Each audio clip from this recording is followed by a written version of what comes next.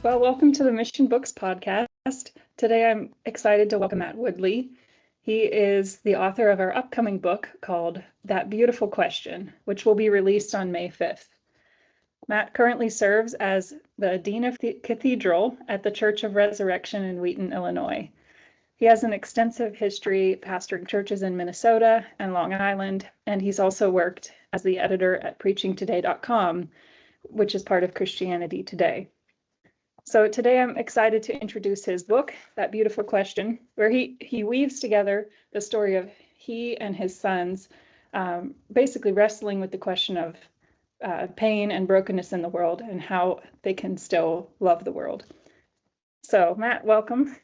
Thanks, Maddie. That's a great summary. And by the way, my title is just a fancy way to say I'm the interim senior pastor. So okay. It's a mouthful.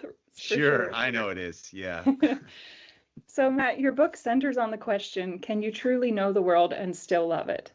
How did that question emerge in your story and in your sons? Yeah, so maybe 15 years ago, I read a book by a guy named Stephen Garber, Garber,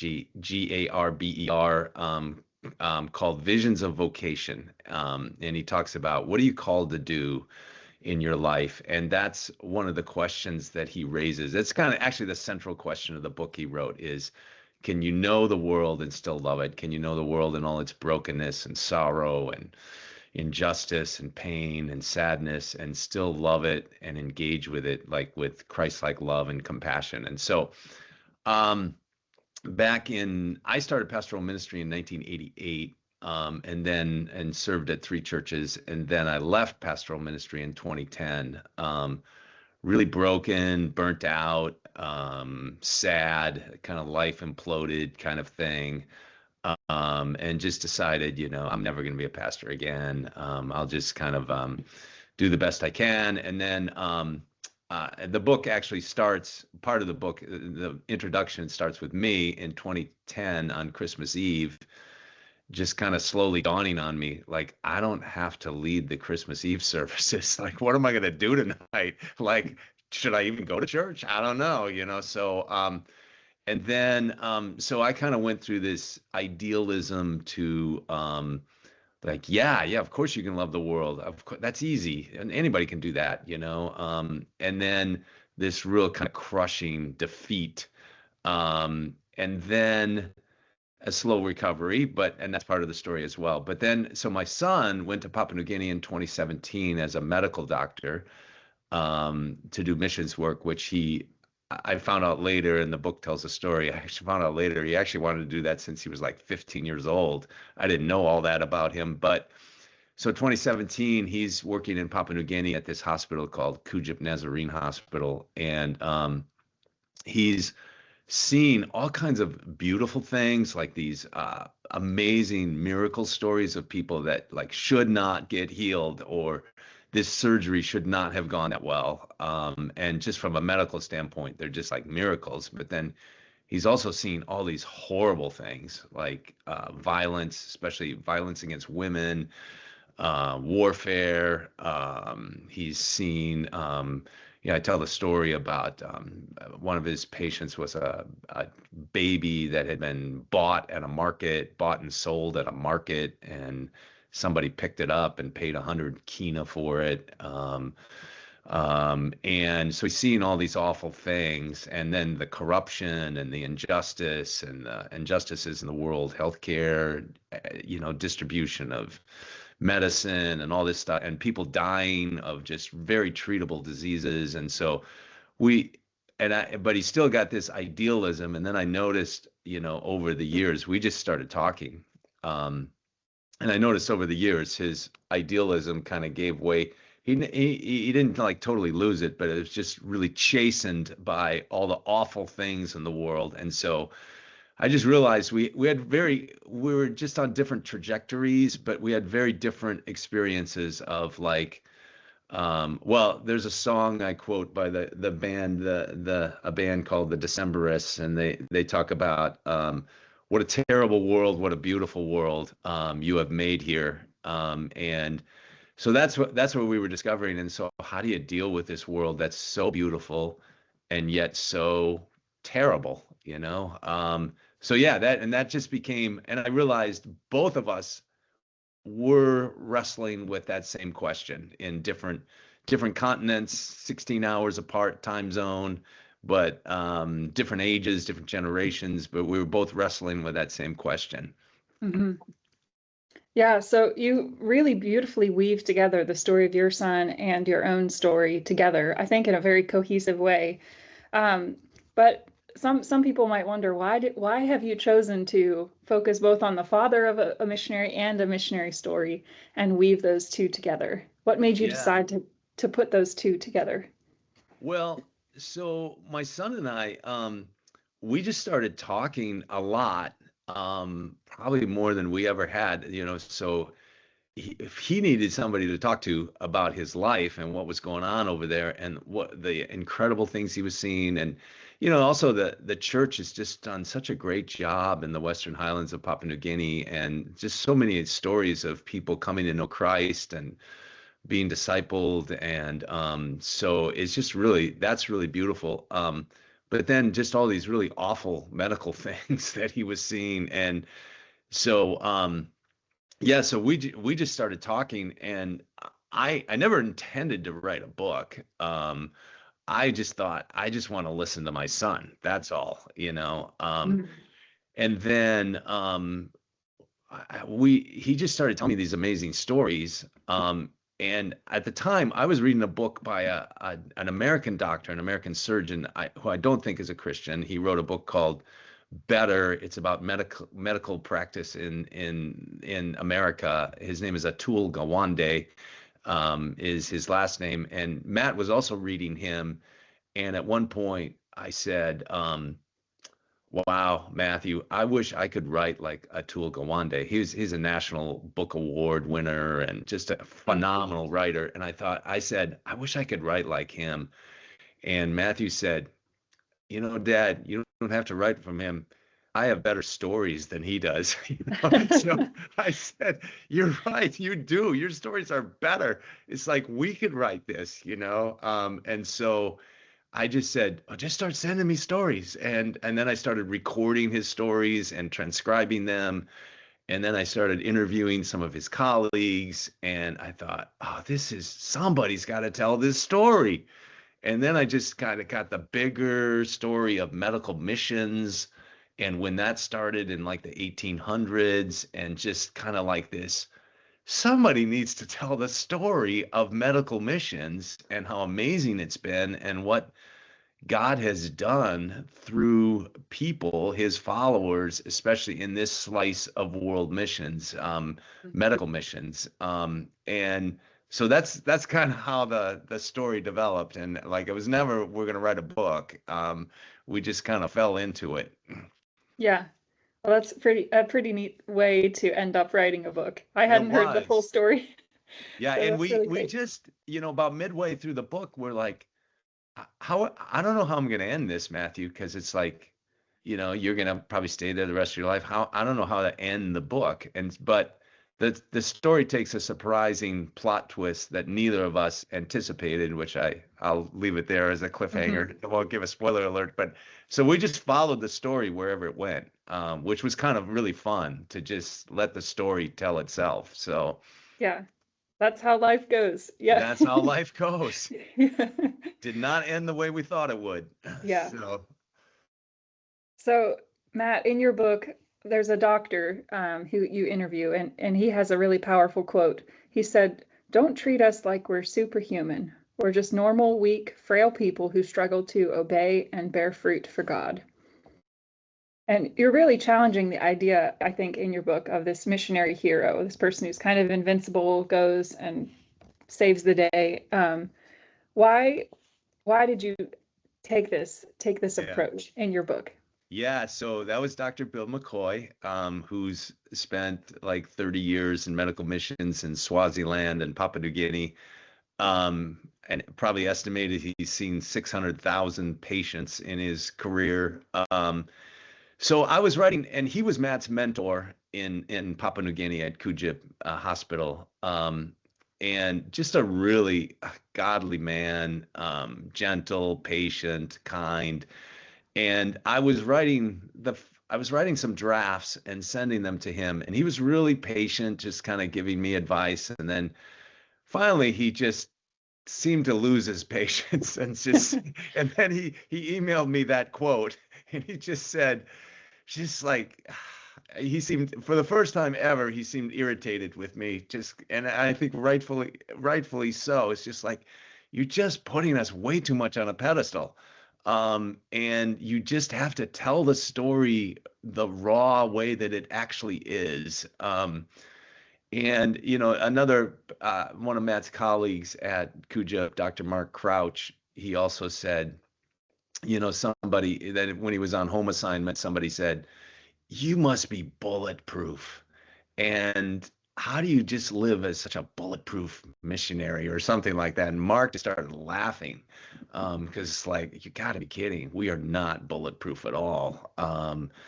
And so the sorrows and the brokenness of the world really wear us down, and sometimes make us just in a really dark place. So that was a really good wake up call for Bill, and it just made the book so much more gritty and realistic, and I think more powerful and more real. So I was really, really thankful for his corrective. Mm-hmm. So how can a more realistic view of missionaries help those who are either serving in those roles or considering serving? Yeah. Well, it you have to know the cost, and it Matt was, I think, in his idealism stage, he just thought everything's going to be amazing, and everything was new and everything was amazing. And as an emergency medicine doctor, he was doing stuff like he was doing high risk labor and delivery stuff that only like a labor and delivery specialist would do in the United States. He was doing oncology, he was doing infectious diseases, he was doing orthopedics. So he thought this was just amazing as a doctor. But then there was also, as he slowly discovered the violence, the death, the deaths. Oh, like one of the doctors I quote, she said, I signed death certificates every day, in the United States. And I think I was there. She worked there 2 to 4 years. She said, I think I signed one death certificate. Here, I sign them every day. So these things take a toll on you. And you have to be prepared to face those things. So yeah, knowing what you're getting into. But I mean, there's hope, as we get into in the book as well. Yeah. That leads into my next question for you, which was Tolkien's long defeat. You Yeah. mentioned this many times throughout the book. What is this concept, and how can it help Christians remain faithful in hard places? Yeah. So Tolkien had this idea of, I mean, based on his experience in World War I, and then writing, Lord of the Rings, which comes through, is that his concept that in this fallen world that we live in, that sometimes, and maybe even often for Tolkien, is that it feels like we're in this is not the triumphalistic, always victorious, always moving forward Christian life. So there's one point in the Lord of the Rings where Tolkien says, I'll look at the quote here. He says, Gandalf says, "War is upon us and all our friends. It fills me with great sorrow and great fear, for much shall be destroyed and all may be lost." And that phrase, "much shall be destroyed and all may be lost," like we can lose in this life, a lot of defeats. And that's why, God gives us so many Psalms of lament, because these really hurt. These defeats really hurt. I mean, there's ultimate victory in Christ. And there are breakthroughs of victory in this life, plenty of them, and lots of beautiful ones. And Matt and I saw that as well. I saw that in my own story, and just how God redeemed my life. and brought me to a better place, but then also for him as well. And then again, through the people of Papua New Guinea, just really a lot of really beautiful stories of people saved, brought to Christ, people discipled, churches built, all kinds of incredible stories. But in this life, there's a lot of defeats, and because we live in a fallen, very broken world. I think sometimes as Christians we underestimate the depth of the fall of human beings and all of creation, as Paul says in Romans 8, all creation groans, waiting our adoption, our redemption, the redemption of our bodies. So yeah, that's the Tolkien's idea of the long defeat. It's actually really helpful. Like, oh, this is why it's so hard. This is Yeah. why life is so hard. So Yeah, that's really good. I'm really hoping that your readers this book will especially speak to those who are dealing with brokenness and disillusionment as they're serving. yeah, After writing this book, what do you hope the readers will take away from this book if they're yeah. feeling exhausted or disillusioned? That's a great question. Let me just back up to that last question, because one more thing that we explore in this book and we have a chapter on is the whole concept of moral injury, which Mm. was the new concept for me. But that's what was really helpful for Matt. So moral injury is this concept that was originally applied to soldiers in combat when you have to participate in something or watch something that violates your moral core, but you can't do anything to stop it. Um, so, for instance, Matt, seeing these patients that he could save their lives if he like stayed up all night every night in a row, but because he's a human being and he's a creature and he has limits. And so, but it just wears wears on you knowing that you're like in the United States, these things would not happen. And so that's part of the long defeat as well. It's just learning to deal with moral injury. So anyway, now I'll get back to your question. Okay. Mhm. So yeah, the hope there is, so I jotted down a couple things. So some of the things Matt learned and I learned too over this my period of recovery and restoration is some of the things are just really practical, like spiritual disciplines. They sound really simple, but they were truly life-changing. Spiritual disciplines of keeping Sabbath, which is very Christians. Keeping Sabbath, having times of silence and solitude. And for me, a really important thing was just being a normal member, participant in a local church. So I was out of pastoral ministry, but just showing up, doing volunteer work, joining a men's group, joining a small group, showing up for worship every Sunday. We have the Lord's Supper every Sunday in our church, so participating in the Lord's Supper. And then I coached a ragged team of refugee kids, and so just all of that stuff was just being a normal person. And that's all part of a theological conviction that I slowly discovered, and Matt slowly discovered as well, that we are creatures. We're not the creator. We are created beings, and we have limits, and we have bodies, and they get tired, and we get sick, and we can only be at one place at one time. And so we have limits, and there's only so much we can do. And we need to make peace with that. But the body of Christ is way bigger than we are.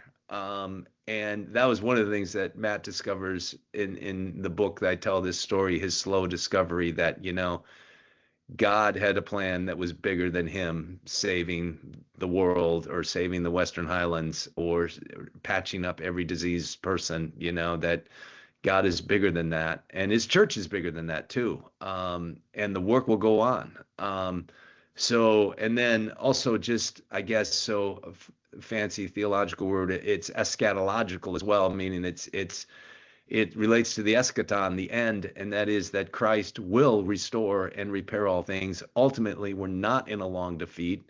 We are in a victory story, and Christ will bring that about. He will make all things new. He will restore all things. He will wipe away every tear. And there are leaves on the tree of life for the healing of the nations. But so we live with hope. We live with people even in the midst of this long defeat. We live with hope, that our hope is in Jesus, though it's not in us. And so those are some of the hard lessons we both learned in these stories that I try to tie and intertwine. Well, they were intertwined. And So yeah, ultimately it's a story of hope, and Bill McCoy had some very powerful words about that as well, towards the end of the book, that really just meant a lot to me. So, and I won't spoil that either.